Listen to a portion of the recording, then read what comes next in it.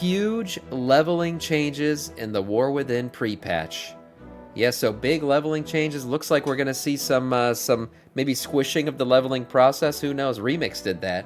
I don't know if they're actually gonna do that in retail, but let's see what Mr. GM has found about how leveling updates are gonna work in the pre-patch. Hello there and welcome back to another video. Today we're going to talk about leveling, and more specifically we're going to talk about all of the leveling changes coming in the War Within pre-patch. There are a ton of leveling changes coming in this pre-patch, including XP amounts, changes to Chromie Time, default leveling, flying, Dracthyrs, warbands, all that good stuff is coming in the pre-patch, and we're going to talk about that in this video. But before we jump into that, guys, just want to shout out my Twitch, twitch.tv/MrGM. If you want to see me stream a lot of Warcraft, or within beta, Season of Discovery, any sort of WoW, we're on twitch.tv/MrGM every single day. Right, so yes, the War Within pre-patch is coming up extremely soon. As of the recording of this video, we do not know the release date of the pre-patch. However, we do know the release of the expansion. End of July. End of July. Like I said, 4-week pre-patch. That's what we're going to get. Which is the end of August, so no doubt this pre-patch will likely be dropping during the month of July, which is pretty soon, and this pre-patch definitely brings in a ton of great features, including just major changes to leveling, which we're going to talk about today. So let's start off with the changes to the XP amounts. So as of pre-patch, there's going to be some major reductions in the amount of XP it takes to level. So there is specific reductions between each level, but working on averages, it's around about a 20% reduction from level 20 to 50, then from 50 to 60, so around a 20 to 40% reduction, and then the biggest jump is from 60 to 70, and this will have a 75 to 80% reduction across the board on the amount of XP it takes to level. That's just massive. You're gonna fly through the Dragon Isles. You're not gonna be able to do all the story content before you hit cap level, but I mean, at least you can hit cap level very quickly. Seems to be a way of them normalizing the leveling to make it seem like it's pretty much the same speed it is right now, but with extra 10 levels. So yeah, the level cap is also going to be 80 as of the War Within, if you didn't know, so that's going to be the new level cap once the expansion launches. So kind of adjacent to leveling amounts, this is actually a War Within feature, but I'll mention it just because it's pretty huge. So as of the War Within launch, there's going to be... Oh, that's right. Orkmondo, you make a good point. Yeah, Dragon Isles is going to be the new 10 to 70, so you will play through the entire storyline. Yeah, I forgot about that. And actually, Dragon Isles, you'll be able to pick, by the way, if you want Dragon Isles to be that 10 to 70 for you. But it is probably the best way to do it, because it'll teach you dragon riding, everything else, you'll unlock all that stuff, and the story in general. The continuity between Dragonflight's story and leading into the World Soul Saga is much better than, say, you know, going back to Wrath of the Lich King and playing. That's just not going to make any sense. It's going to be janky as shit. Be a new set of achievements. This is called the Warband Mentor Achievements, and there are 5 different variants of this. So soft reset on the story. Basically, every time you reach level 80 on a character, you'll actually get an account-wide XP increase going up in increments of 5%. So if you get one character to level 80, all of your previous ults from level 1 to 80 will get 5% additional experience. With 2 characters, it's 10%. With 3, it's 15. With 4, it's 20. And then finally, the final one is if you have 5 level 80 characters, you're going to get an additional 25% from level 1 to 80, which is actually a massive jump. That is an account-wide achievement that will... That is really cool. They're taking that straight out of like the remix, like with the you know, Cape of Threads or whatever the hell it's called with the cape, right? Where you level the first one and then everyone who comes after that is stronger and better. This isn't infecting your strength in any way, but it's reducing the amount of experience you need based on how many alts you've leveled up. That's pretty cool. Up to 4. All of your characters. But as mentioned, getting to level 80 is a War Within thing, but I thought I'd just mention it. So for default leveling in the pre-patch is actually going to be a big change here. So as of the game right now, it is Battle for Azeroth is the default leveling experience, but as of pre-patch, it will be switching over to Dragonflight. Yes, Dragonflight will be the default leveling experience from level 10 to 70. So if you didn't pick Chromie Time, this is kind of the path it's going to take you on. And however, you can pick Chromie Time if you'd like, but we'll talk about Chromie Time. It's an improvement. I feel like Blizzard created Dragonflight for this very purpose. It was a bridge expansion to kind of get you into the World Soul Saga, and it was meant to kind of be a soft reset on the leveling experience as well. And I think it does both of those really well. So if you do level up a new character, if you're new to the game, playing through Dragonflight will be the correct in a minute. decision. But yes, if you want to level kind of a regular character, going through the Dragon Isles from level 10 to 70 is going to be the way to do it. I recently did this on the beta. It was a lot of fun. The scaling feels really nice, actually. There's a few little bugs here and there, but obviously those will be squished, I'm sure. But yes, this leveling is the Dragon Isles only, so the 4 zones of the Dragon Isles will be the zones you're going in.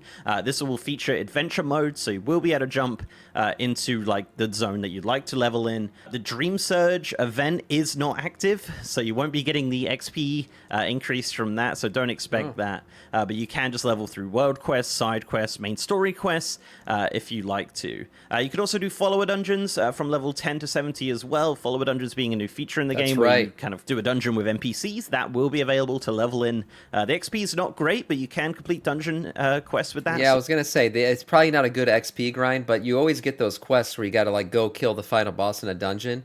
To save time, this will be a really nice way to do it, is just, you know, do an NPC run. That's really cool. But as mentioned, Dragon Isles is going to be the kind of place you level. The end game zones, they're like Cavern, Forbidden Reach, Emerald Dream, are all level 70 still, so those won't be an option to level in. In early alpha they were, but not anymore. So unfortunately, yeah, you're just going to be in the Dragon Isles doing those 4 zones, but there's plenty of quests and activities to do to get you to level 70. So moving into Chromie Time, I mentioned Chromie Time briefly. Chromie Time is getting an update, of course. Chromie Time will now be from level 10 to 71 as of beta. It might be 70 at some point, but yeah, as of beta it's 71, which is interesting. Of course, you'll have all of the options there, including Battle for Azeroth now, scaling up to 70. Then it says 10 to 70 right here, but on beta it's 10 to 70. That's weird. Okay, yeah, somebody missed the memo on T1 Dragonflight is also an option on there, so you can pick any expansion you'd like just to level through. But no major changes to Chromie Time beyond the kind of increase of level on that one. Going into some pretty major changes to riding and flying. I did do a full video on this, so if you want a detailed breakdown, of course, I will link the video in the top right of the screen right now or in the description below. But we'll kind of do the abridged version here. So there's some pretty major changes to riding speeds and riding levels. So from level 10, you'll get Journeyman riding, which is 100% riding. At level 20, you will get Expert riding, which was previously 150%. New players are spoiled. I used to have to foot it all the way to Scarlet Monastery as an Alliance player. That shit took like 15 minutes, and that's if you didn't get freaking picked off by some horde because you were playing on a PvP server.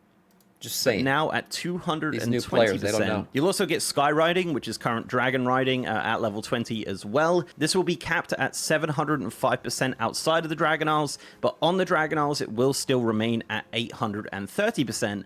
And that is, yeah, you get that at level 20, which is pretty wild. You will also get an ability to switch flight styles. So as a pre-patch, you will be able to switch between flight styles, being the kind of... This I was okay with. It's like a 5-second cast. I just wanted it to be like a toggle switch, like an instant toggle switch where you just click it. I don't know why there's a cast time involved.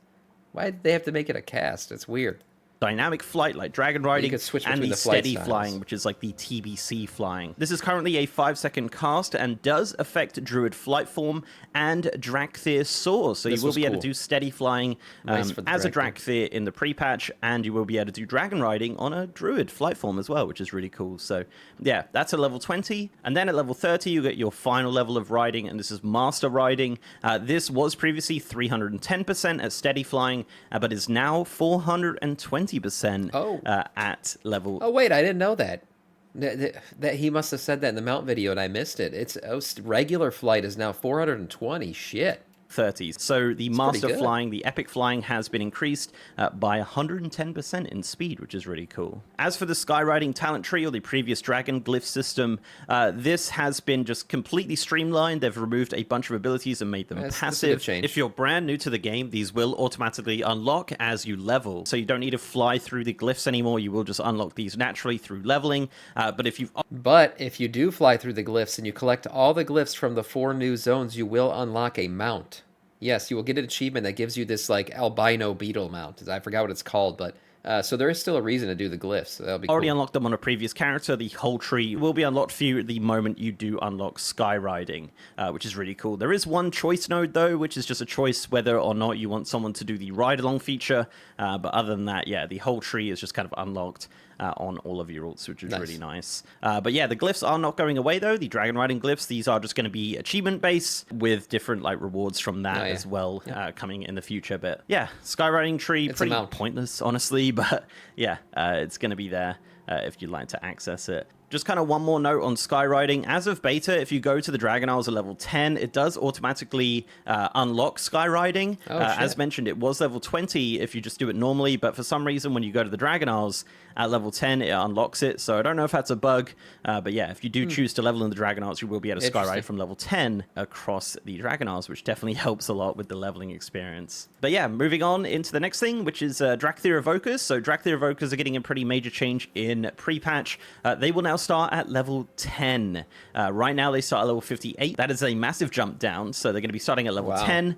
There is no option right now to skip the starting zone, so you will have to do the starting zone at level 10. That brings you out. To be fair, I was going to say starting at level 10 versus 58, I mean, it's probably going to take the same amount of time to level it up based on these level squishes. Zone. Nothing really changes. At level 10, that brings you out around about level 17. Then obviously you'll be able to choose Chromie Time or Dragonflight or whatever you want to kind of level through from there. But yeah, Dracthyr Evokers are getting a bit of a nerf in regards to what level they start at, but yeah, it makes sense. It's kind of the natural thing.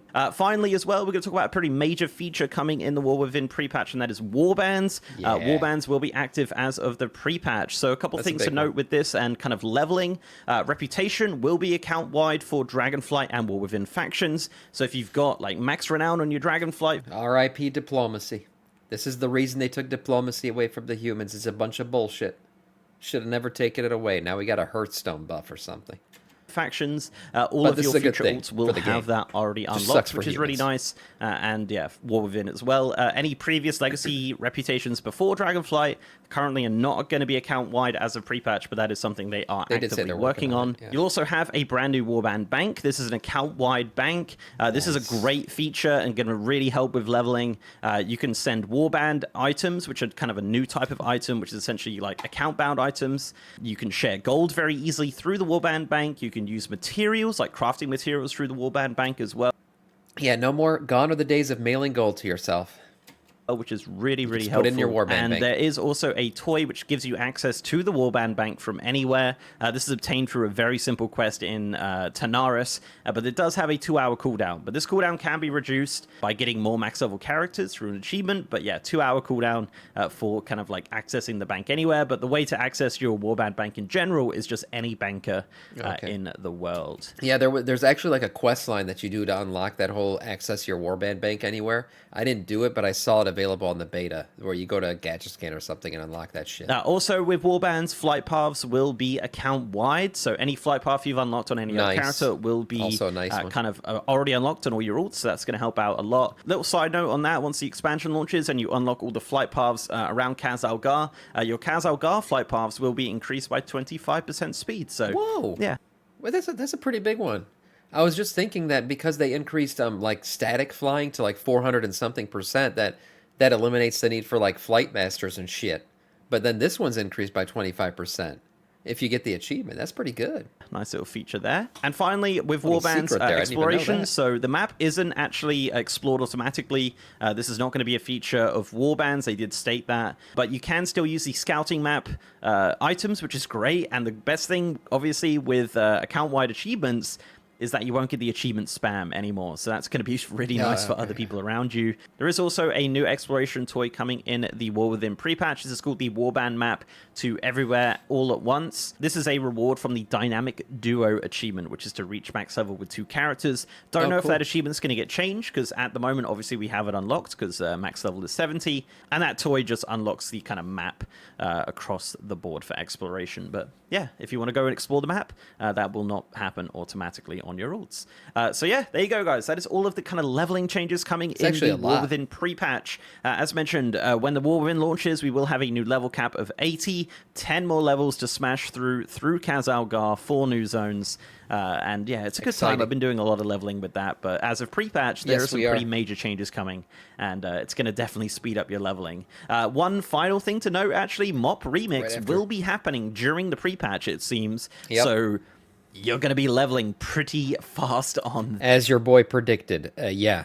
People said, no, that's not going to happen. I told him, July. I told him August 27th. The expansion's coming out. That with was off these by 1 day. reduced XP amounts. So keep that in mind, of course, with the pre-patch, and obviously as well with pre-patch you'll get class changes and things like that, which are definitely going to change up your leveling, of course. But yes, leveling changes in the pre-patch are looking very, very good for sure. So thank you very much for watching, guys. Let me know down below what you think of all of these changes coming in the pre-patch. I'm super excited. I think this is going to be one of the best pre-patches in a very, very long time. So yeah, guys, if you like this video, please do leave a like on it and subscribe to the channel if you haven't already. If you want to support me outside of YouTube, I'm also on Patreon and I'm on Twitter at MrGMYT, and I have a partner Discord channel as well. And as mentioned, I am streaming on twitch.tv/MrGM. You're going to see me streaming World of Warcraft, or within beta.